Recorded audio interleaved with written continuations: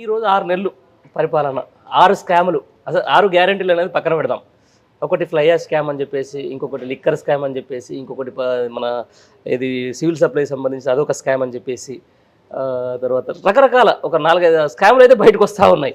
ఆ తర్వాత ఈ ట్యాక్సులు, ఈ బ్రూ ట్యాక్స్లు అని చెప్పేసి, ఆ ట్యాక్స్లు అని చెప్పేసి, ఈ ట్యాక్స్లు అని చెప్పేసి, ఇదొక రకమైనది. అది మళ్ళీ ఇప్పుడు ఏది పెద్ద భారమైంది ఇప్పుడు రిజిస్ట్రేషన్ ఛార్జీలు వేస్తామని చెప్పి, భూమి రిజిస్ట్రేషన్ ఛార్జీలు అని చెప్పేసి, ఇవన్నీ చూస్తుంటే ప్రజలు మార్పు అని కోరుకున్న ప్రజలు ఈరోజు హ్యాపీగానే ఉన్నారా ఇవన్నీ చూస్తుంటే? ప్రజలు ఇప్పుడు ఏమనుకోరు, ఏదైనా భరించినట్టుగా అనిపిస్తారు. మరి ముందు నుంచే చెప్తున్నటువంటి సిచ్యువేషన్. కాంగ్రెస్ పార్టీ నాయకులు వీళ్ళంతా 10 ఏళ్ల నుంచి ఆవురు అన్నట్టు అధికారం దూరం అయ్యారు, ఆవురు అన్నట్టే ఉన్నారు. ఎవరి కాళ్ళు ఎక్కడ కావాల్సింది అక్కడ కొట్టుకునే పరిస్థితి. వాళ్ళకు కూడా ఏమర్థమైంది, ఎంత డెవలప్ చేసినా, ఏ సంక్షేమం చేసినా లాస్ట్కి ఎట్టుంటుందో తెలియదు, ఓడతామో తెలియదు. ప్లస్ కాంగ్రెస్ పార్టీకి ఏంది, మళ్ళీ ఎంబటే రెండోసారి రావాలన్నంత కసి అయితే ఉండదు. ముందు అయితే ఇప్పుడు ఉంది, అరే ఇంత అనుకుని ఇంత డెవలప్ చేసి ఇది చేసినా తీర్పు ప్రజలు ఏం తలుచుకుంటారో తెలుస్తుంది. అదే అంటున్నా కదా మనం. ఇప్పుడు సంక్షేమమే పరమావధి అయితే ఇక్కడ కేసీఆర్ గారు ఓడకూడదు, అదే అదే వస్తుంది. ఇప్పుడు ఒక రాజకీయ నాయకుడు సంక్షేమమే చేస్తే అధికారం వస్తుంది గ్యారెంటీ ఉందా? గ్యారెంటీ లేదు కదా, గ్యారెంటీ లేదు. ఇచ్చినట్టు చేయాలి, చేసినట్టు చేయాలి, మనం కొట్టుకునే కాడికి కొట్టుకోవాలి. పరిపాలించిన పరిపాలించినాం, ఓడిపోతే 5 ఏళ్ళు ఓడిపోతాం, మళ్ళీ జనం విసుకొచ్చినప్పుడు మళ్ళీ మనల్ని ఆ రకమైనటువంటి కాన్సెప్ట్ తోటే ఇది జరుగుతుంది. ఎవరి కాళ్ళు ఎక్కడికక్కడ ఈ రకమైనటువంటి రవాణాకు సంబంధించినటువంటి జూపల్లి కృష్ణారావు, అటు అందరు ఈ రకమైనటువంటి వాతావరణము తెలంగాణలో ఇంకా ముదురుతాయి చూడు. ఇప్పుడు ఏంది నెక్స్ట్ ఏమంటే ఇంతవరకు వాళ్ళకు చైర్మన్లకు రావట్లేదు. అవును, జీవో రాలే. 4 రోజులు అయితే వాళ్ళు మొత్తుకుంటారు ఇక. ఎందుకంటే ముందు క్రీమ్ అయ్యేది అయిపోతుంది రా, మాకేం వస్తుంది అనేది వాళ్ళు చూస్తున్నటువంటిది. మాదేని పరిస్థితి అనేది ఇంకో 2 రోజులు అయితే వస్తుంది. స్థానిక సంస్థలు ఎన్నికలు పెట్టరో తెలియదు. మొత్తం వీళ్ళకు స్థానిక సంస్థల్లో గ్రామాలలో అన్ని పనులన్నీ పేరుకపోతున్నాయి. చెత్త ఏరుకునే కానించి ట్రాక్టర్లు ఈఎంఐలు కట్టే కానించి అన్ని రకాల ఇబ్బందులు రాబోతున్నాయి. వీటన్నిటిని ఎట్లా పరిష్కరి ఈ అన్ని ఇబ్బందులు ఉన్నాయి కాబట్టి ఇష్యూని డైవర్ట్ చేయాలి. ఒకసారి మత గొడవలు మత గొడవల మీద చర్చ జరగాలి, ఈ కమిషన్ల మీద చర్చ జరగాలి. ఈ అంశాలు అసలు అంశం మీద చర్చ లేకుండా ఇటువంటి సోషల్ మీడియా జమానాలో ఇవన్నీ సాధ్యమన్నా? మీడియా డైవర్టేషన్ చేసిన ప్రభుత్వం అలానే చేస్తుంది. సోషల్ మీడియా మాట్లాడతాడు, సోషల్ మీడియాలో వస్తుంది, వచ్చినాయి అనుకునేటట్టుంటారు. ఎవరైనా ఎక్కువ తక్కువ అయితే కేసులు పెడతారు, ఓవర్ గా మాట్లాడితే కేసులు పెడతారు. ఇప్పుడు వ్యవస్థ అట్లా తయారైంది. ఇదో పేరు ప్రజాస్వామ్యం కానీ మొత్తం లోపడంగా జరిగేది మళ్ళీ ఒకటి. వీళ్ళకి సపరేట్ టీములు పెట్టి ఏ సోషల్ మీడియాలో ఎవడేం మాట్లాడుతున్నా అనేది అవన్నీ జరుగుతున్నాయి. మాట్లాడే ఎవరైనా ఎక్కువ తక్కువ మాట్లాడితే కేసు వేసి తోసేస్తారు. 2 రోజులు అల్లరి అవుతుంది, గంతే. ఇవన్నీ ఒక తెగింపు. ఇక తెగిడిచినాక ఏముంటది అన్నట్టే ఆ రకమైనటువంటి వ్యవస్థలోకి క్రమంగా వెళ్ళిపోతున్నారు. ఎందుకంటే ఒక్కొక్కటి ఏదైతే లేదు. రైతు భరోసా ఇవ్వాలి, వేయలేకపోతుర్రు. అదేంది పంట కోసిన ఎవరు ఎంత పంట వేసినా చూసి అసెంబ్లీ చేసి అప్పటి వరకు నాట్లన్నీ అయిపోతాయి. మళ్ళీ ప్రజలు అడుగుతుర్రా అన్న, మరి రైతు బంధు నాయకులు అడుగుతుర్రా? ప్రజలు ఎట్లాగూ ప్రజలకు అవసరం. ఎందుకంటే రైతులు అసలు రైతు బంధు సాఫీగా అసలు ఎవరు అడగ ముందుకే వాళ్ళకి టంచనగా పడిపోయేది. ఈరోజు రైతు భరోసా అన్నారు, 7,500 అన్నారు. వాళ్ళు నాయకులు అడుగుతున్నారు కానీ రైతుల నుంచి కూడా ఎలాంటి మార్పు. ఇప్పుడు ప్రజలు ఒకేసారి అడిగి రోడ్ల మీదకి వచ్చి ధర్నాలు చేసే సిచ్యువేషన్ ప్రస్తుత సమాజంలో లేదు. వాళ్ళు ఓట్ల నాడు చూపిస్తున్నారు అంతే. ఆడ నీకు ఏజెంట్ ఉన్నా లేకున్నా, ఎవడున్నా లేకున్నా ఓట్ల రోజు చూపిస్తారు వాళ్ళ ప్రతాపం ఏందనేది. అది నువ్వు ఒక్కోసారి పైసలు ఇచ్చినా ఇవ్వకున్నా, ఏది ఇచ్చినా ఇవ్వకున్నా వాళ్ళు ఆ రోజు మాత్రం ప్రభావం, ఈ 5 ఏళ్ళ పడ్డ ప్రభావం, వాళ్ళు అనుభవించిన బాధలు కావచ్చు, సుఖాలు కావచ్చు, ఇంకేమైనా కావచ్చు, ఓటర్ అప్పుడు 5 ఏళ్ళు ఓపిక పడుతుర్రు, 5 ఏళ్ళ నాడు చూపిస్తారు. ఇప్పుడు 5 ఏళ్ళ గతంలో 5 ఏళ్ళు ఎప్పుడు లేని సౌకర్యాలను చూసిన వాళ్ళే ఈ రకమైనటువంటి ఇవి సౌకర్యాలను చూసి ఒక్కొక్క సౌకర్యం క్రమంగా కట్ అవుతుంటుంది. తెలియకుండా కట్ చేసినా అల్టిమేట్గా లాస్ట్ వరకు అయితే తెలిసిపోతుంది కదా. తెలియకుండా నీకు ఇప్పుడు కొంత ఏం తెలియకుండా కట్ చేస్తుండొచ్చు, ఏం తెలియకుండా ఇబ్బంది పడకుండా కట్ చేస్తుండొచ్చు. కానీ అల్టిమేట్గా ఓ నెల పోతుంది 2 నెలలు పోయిన తర్వాత ఈ 6 నెలలకే రోడ్ల మీదకి ఎంతమంది వస్తారో చూసినావు. ఆశా వర్కర్ల కానించి కాంట్రాక్ట్ ఎంప్లాయీస్ కానించి అందరు రోడ్ల మీదకి వచ్చిన పరిస్థితి కనిపిస్తుంది. ఇంకా ఎక్కువ అవుతుంది. ఇది రాను రాను ఈ పరిస్థితి పెరుగుతుంది తప్ప తగ్గే విషయం కాదు.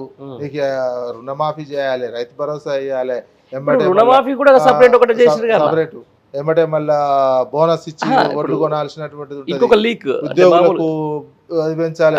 ఇప్పుడు ఒక లీక్ ఈ రుణమాఫీ సంబంధించి కూడా ration card criteria, ration card రుణమాఫీ చేయాలి. రుణమాఫీ కూడా ఏంటంటే 2,500 ఇచ్చినట్టే, గ్యాస్ ఇచ్చినట్టే ఉంటది. అంతే 5-10 మందికి అయితే చేసినాం అని చేసినాం ఏమనంటే ఆర్గ్యుమెంట్ చేసినామండి. కొంతమంది చేసినాం అనే కాడిగా తీసుకొస్తారు. అట్లాంటి పరిస్థితే తేబోతున్నారు. సరే ఇవన్నీ ఏంటంటే ప్రజల అనుభవంలోకి వస్తాయి. ఈ 5 ఏళ్ళు చూస్తారు, అప్పుడు తీర్పిస్తారు. ఓకే రైట్ రా. దీంతో పాటు ఫైనల్గా ఒకటే అంటే ఈ 6 దగ్గర 200 డేస్ అయింది ఇప్పటికి ఈ ప్రభుత్వం ఏర్పాటైన తర్వాత. ఈ 200 డేస్కి సంబంధించిన దాంట్లో కూడా చాలా వరకు ఈ ప్రభుత్వాలకు చేస్తున్నటువంటి అంటే కొన్ని ఈ డైవర్ట్ పాలిటిక్స్ మీరు చెప్తున్నట్టు డైవర్ట్ మీడియాను డైవర్ట్ చేయడం ఇవన్నీ జరుగుతున్న క్రమంలో మనం చాలా వాళ్ళు ఇచ్చినటువంటి హామీలకు అంటే దగ్గర ఈ 6 గ్యారంటీల్లో 13 హామీలు ఉంటాయి, 13కు సంబంధించిన అంశాలు ఉంటాయి. ఆ తర్వాత 420 హామీలు ఉంటాయి అన్న దాంట్లో కనిపిస్తూ ఉంది. దీంట్లో ఇప్పటి వరకు సరే ఇప్పటికంటే మొన్నటిదాకా ఎలక్షన్ల పేరు చెప్పిండ్రు, ఇక ఇప్పుడు ప్రజాపాలన చేయాల్సిన అవసరం వచ్చేసింది, ప్రజాపాలన ఇప్పుడేదో చూపించాల్సిన అవసరం వచ్చింది. బట్ ఇదంతా వదిలిపెట్టేసి ఇంకా అసలు జరగాల్సిన దాని మీద రివ్యూలు జరగకుండా, అసలు ఇచ్చిన గ్యారంటీల మీద రివ్యూలు జరగకుండా ఏదో వేరియస్ అంశాల మీద అంటే గత ప్రభుత్వానికి సంబంధించి అయినాయి, లేకపోతే సెక్రటేరియట్లో మీరు అన్నట్టు చెప్తున్నాం కదా కమిషన్లకు సంబంధించి కూడా, లేకపోతే ఇస్తున్నటువంటి కాంట్రాక్టులకు సంబంధించిన కమిషన్ల గురించి చర్చ జరుగుతుంది. దీన్ని ఎట్లా చూడొచ్చు? ఇవన్నీ ఆదాయానికి సంబంధించినటువంటి రకరకాల చెప్పిన గతంలో కూడా కొండకెంటికే కట్టిర్రు, ఆ కొండ వచ్చింది, ఆ కొండ మీద పడుతుంటే ఏం చేయాలో తెలియక తప్పించుకోవడానికి కొన్ని అటానా కానీ అది మీద పడతానే ఉంది. ఆదాయం తక్కువ, వీళ్ళు ఉన్నటువంటి ఆదాయానికి వీళ్ళు చెప్పిన దానికి తేడా ఉన్నది. కేంద్రం నుంచి పూర్తి సహకారం వచ్చేటట్టు కనిపించట్లేదు. సో అదే ఆంధ్రప్రదేశ్ 4,000 చేసిండండి చంద్రబాబు నాయుడు. 6 నెలలైనా ఎందుకు చేయలేకపోతుండ్రు? అక్కడ ఏమైనా ఆధారంగా కేంద్రం ఇస్తుందా అదే చూడాలి. మనం ఇప్పుడు అది కూడా కేంద్రంలో చక్రం తిప్పుతుండు చంద్రబాబు, ఇక్కడ మనం చక్రం తిప్పలేని సిచ్యువేషన్. మనం చక్రం తిప్పే మనకి ఇక్కడ ఎవరన్నా చక్రం తిప్పేటట్టుంటే ఏదన్నా తీరు ఉంటుండే, ఈయన చక్రం తిప్పే సిచ్యువేషన్ లేదు. అపోజిషన్ లోనే ఉన్నాడు. బడేబాయ్ అని అప్పుడు అన్నాడు, ఇప్పుడు బడేబాయ్ అంటే మరింత అదవుతుంది అనేది ట్యాక్స్ డెవల్యూషన్ ఎంత రావాలో అంత ఇస్తారేమో, అది కూడా సతాయించి ఇస్తున్నట్టే కనిపిస్తుంది. వాళ్ళకు ప్రమాణం చేసిన వెంటనే ట్యాక్స్ డెవల్యూషన్ ఇచ్చేసింది ఆంధ్రప్రదేశ్ సంబంధించినటువంటిది. మరి మనం తెలంగాణ సమాజం కూడా ఆలోచించుకోవాలి. ఆంధ్రాకు సంబంధించినటువంటి వాళ్ళు చక్రం తిప్పుతున్నారు, ఆ చక్రం తిప్పేటువంటి వాళ్ళకి డబ్బులు వస్తున్నాయి, మనం చక్రం తిప్పలేకపోతుంటే మనం 8 మందికి వేసిన బండి సంజయ్ ఉన్నా కిషన్ రెడ్డి ఉన్నా మన ఆస్తులేమో అమ్ముకోబోతుంటాయి, మనకు సహజ వనరులేమో వాళ్ళు దోసుకుపోయే ప్లాన్ చేసుకుంటున్నారు, మనకు ఒక్క పైస ఇస్తలేరు. మరి ఇది ఆలోచించుకోవాలి తెలంగాణ సమాజం కూడా. మరి ఏంది ఉపయోగము, ఏమైంది? ఈ రకంగా మనకు తెలంగాణ అస్తిత్వం 10 ఏళ్ళకే నీటిపాలు చేసుకున్నట్టేనా? ఇప్పుడు ఒకవైపు ఉన్నటువంటి ముఖ్యమంత్రి కామ్గా ఉన్నారు, ఉత్తుత్త సమీక్షలు పెట్టుకుంటూ ఆదాయ వనరులు ఏమున్నాయి, ఏ భూముల రేట్లు ఎడ పెంచాలి, రిజిస్ట్రేషన్ రేట్లు, భూములు తనఖా పెట్టి అప్పులు తెచ్చుడట. మరి అది ఎట్లా తెస్తారు? తనఖా పెట్టి ఎన్ని వేల కోట్ల అప్పులు తెస్తారో దానికోసం చూస్తున్నారు. కేంద్రం నుంచి ఇప్పుడు FRBM పరిధి మాత్రం ఇప్పుడు ఇంకా స్ట్రిక్ట్ చేస్తారు. FRBMకి సంబంధించినటువంటి వ్యవహారం కొంచెం అటు ఇటు రిలాక్సేషన్ కూడా ఇచ్చే పరిస్థితి లేదు కేంద్రం నుంచి. ఇటువంటి నేపథ్యంలో ఏ రకంగా ఇవన్నీ ఇంప్లిమెంటేషన్ చేస్తారు? ఈ ఇంప్లిమెంటేషన్ లేదు చేయబట్టి ఏమైనా గొడవలు అయితే కానీ ఆ గొడవల చుట్టే 4 రోజులు తిప్పుదాం, ఇంకేదన్నా అయితే ఇప్పుడు రాయసింగ్ పోవద్దని అటే తిప్పుతారు, మెదక్ పోవద్దని. మెదక్ లేని గొడవని పెద్దగా చేసి చూపిస్తారు. ఇది మెదక్ అయిపోయిన మళ్ళీ బైన్సా వస్తుంది, ఈ లోపు బోనాలు వస్తాయి. బోనాలు అప్పుడు ఏదైనా హైదరాబాద్ జరిగితే ఇవే ఇట్లనే చేస్తారు. ఈ 5 ఏళ్ళు ఇట్లనే తప్ప ఇక విత్తనాల కొరత ఉంది, ధర్నా చేస్తుండ్రు, అంటే విత్తనాలు ఎక్కువ తక్కువ ఇస్తే మళ్ళీ పంట కొనాల్సి వస్తుందని ఆర్ఎన్ఆర్ విత్తనాల దగ్గర ఆర్ఎన్ఆర్ వరికి సంబంధించిన ఆర్ఎన్ఆర్ విత్తనాలు అవును మార్కెట్ లేకుండానే లేకుండా చేసి చేసేది. అవును అవును ఏడ దొరుకుతలేదు. ఎందుకంటే ఆ ఆర్ఎన్ఆర్ కే మా 500 బోనస్ ఇవ్వాలి, అవును. ఎక్కువ తక్కువ అంతే మళ్ళీ ఏడ కొనాలి, ఆ పైసలు ఏడ తేవాలి నాయనా అన్నట్టు అదే మన సన్నోట్లు అంటాం కదా. వీళ్ళు ఆదాయ వనరులు చూపించండి అని అంటున్నారు, కానీ ఎక్కడ చూపించే పరిస్థితి ఆస్కారం అయితే లేదు. ఫైనాన్స్ సెక్రటరీని పిలిచి అడుగుతుంటే కూడా ఆయన ఏం చెప్పలేనటువంటి సిచ్యువేషన్. ఇది కార్పొరేషన్ ఇది సాధ్యం కాదంటే పాత గవర్నమెంట్ వాళ్ళు చెప్పమన్నారా అని వెటకారంగా అధికారులను అంటుండట సీఎం గారు. వాళ్ళు అధికారులు అట్ట అయిపోతున్నటువంటి సిచ్యువేషన్ ఉన్నది.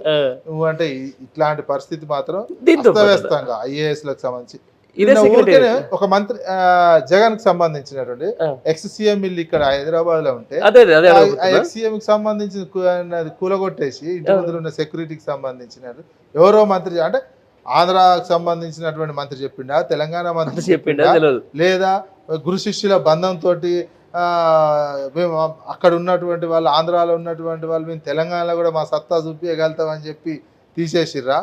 ఇవన్నీ చర్చ సోషల్ మీడియాలో అయ్యేసరికి మళ్ళా ఉన్నటువంటి ముఖ్యమంత్రికి మళ్ళీ ఏమనిపించింది, నా శాఖలో మున్సిపల్ శాఖ నా దగ్గర ఉండే, నాకు తెలియకుండా ఎవరో మంత్రి చెప్తే ఆ కూలగొట్టుడేంది అని ఆఫీసర్ని ట్రాన్స్ఫర్ చేసినటువంటి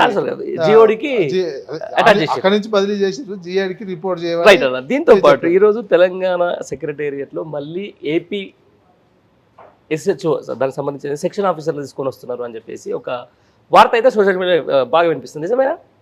వస్తుంది అది, దాన్ని తీసుకోవద్దని తెలంగాణ సెక్రటేరియట్ వాళ్ళు కూడా విజ్ఞప్తి చేస్తున్నారు. విజ్ఞప్తి చేయాల్సిన అవసరం ఏంటన్నా, ఎందుకంటే ఇప్పుడు ఇక అందరు గురు శిష్యులు అంటున్నటువంటి. ఇప్పుడు ఏమైందంటే హైదరాబాద్ లో నీకు ఏ పని కావాలన్నా చంద్రబాబుతో ఫోన్ చేయించుకుంటారండి. చంద్రబాబుతో ఫోన్ చేయించుకొని వచ్చేటువంటి పరిస్థితి ఎక్కువ అయిపోయింది. ఇప్పుడు ఏమైందంటే ఇక్కడ ఇప్పుడు ఉన్నటువంటి ఇక్కడ ఉన్నటువంటి తెలంగాణ ముఖ్యమంత్రి లాగా చాలా మంది చూస్తలేరు. చంద్రబాబు చంద్రబాబుకు లాగానే చూస్తున్నారు. పని ఏమైనా కావాలంటే చంద్రబాబు దగ్గర నుంచి ఫోన్ చేయించుకొని వద్దామని కొందరేమో ఢిల్లీకి పోయి ఫోన్ చేయించుకొని వద్దాం. మన తెలంగాణ పరిస్థితి ఇట్లా అయిపోయింది.